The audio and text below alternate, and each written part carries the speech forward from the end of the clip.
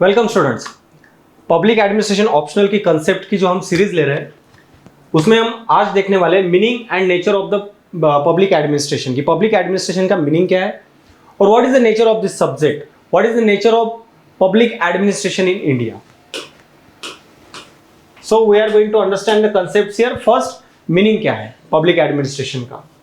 सो जो मीनिंग्स है, there are two types of meanings. One meaning can be a narrow meaning, another meaning can be a broad meaning. अब narrow meaning, narrow definitions क्या होती है public administration की, क्या होता है नैरो मीनिंग। नैरो मीनिंग में पब्लिक एडमिनिस्ट्रेशन को सिर्फ एक इंप्लीमेंटेशन एजेंसी की तरह देखा जाता है।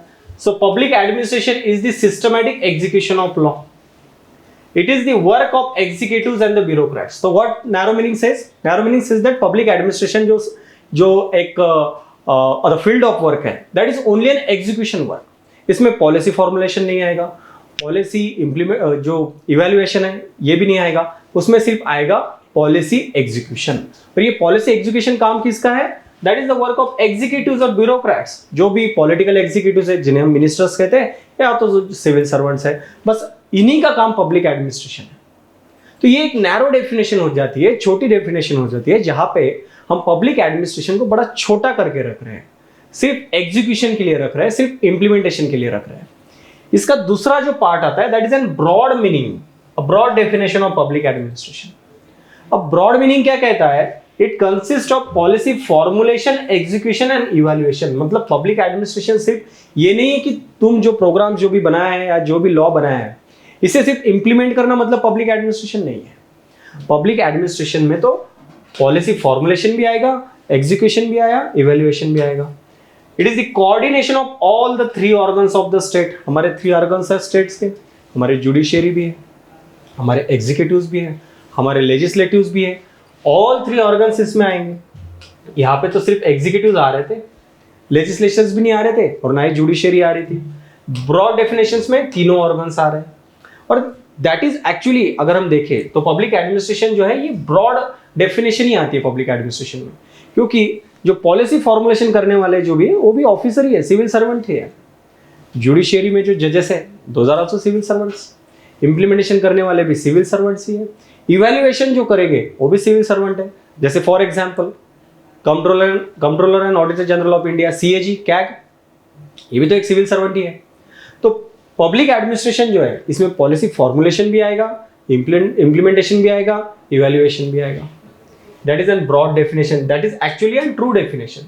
ये जो एस्पेक्ट है, नैरो एस्पेक्ट, ये ओल्ड एस्पेक्ट है, पुराना एस्पेक्ट हो गया, जो आज की पब्लिक एडमिनिस्ट्रेशन में ये नहीं लगता है।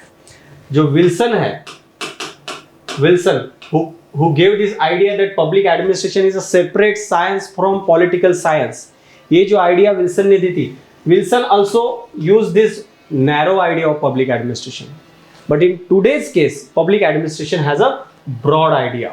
पॉलिसी फॉर्मुलेशन में भी सिविल सर्वेंट्स आते हैं, हर जगह पे, हर लेवल पे सिविल सर्वेंट्स आते हैं। और पब्लिक एडमिनिस्ट्रेशन में जहां पे हम पब्लिक को सर्विस देने के लिए बात कर रहे हैं, that is government is providing services to the people.